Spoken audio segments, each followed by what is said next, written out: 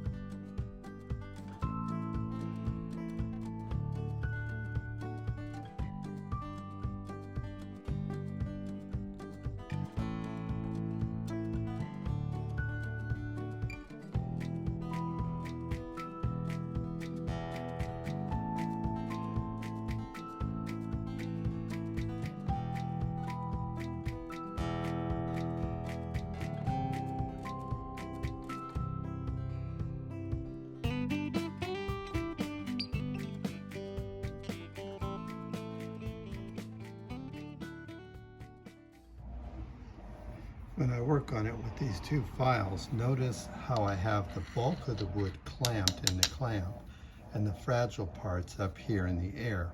So then I can safely come down here and work in this area without stressing any of the fragile parts. Make sure you do that clamp up correctly.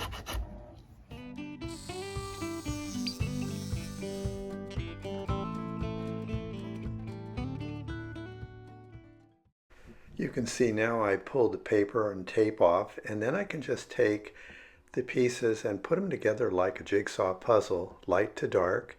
Take a little bit of this Titebond, put it on the wax paper, grab a popsicle stick, scoop it up, and paint it on in the joints. When it's all dry, I can pull it up from the wax paper and sand away the excess. Here's a little trick for you, an easy way to put an eye on both sides in the same location. Take a tiny 16th inch drill bit, go all the way through, and that gives you a center point. And then you can come back and use a small Forstner bit and use that tiny hole you just made on both sides to put the eyes in exactly the same spot. There's the Forstner bit, and here I come down.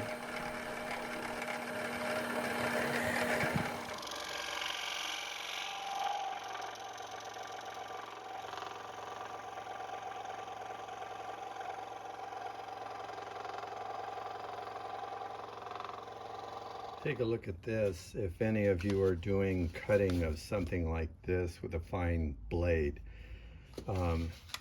here's something I wish I could take credit for it, but I made this cut through the wood with a fine blade, and notice the burning I got. And then I remembered an old trick where you take some of this, usually you'd take clear shelving plastic, put it on top of your pattern, and then as the blade goes through it, it heats and melts and lubricates the blade. Look at the difference between this and after I added the plastic and that. Okay, I don't need to say any more, that says it all. Well, here they are. The gluing came out a lot better than I thought.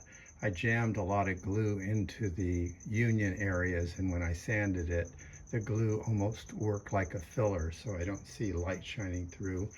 And I still think I'm going to put a coat of something on them. I might go with either this clear satin finish or do the Watco oil. I really like the way the oil brings out the dark color of the walnut. The problem is it smells like an old dead fish for a while. Thank you for watching.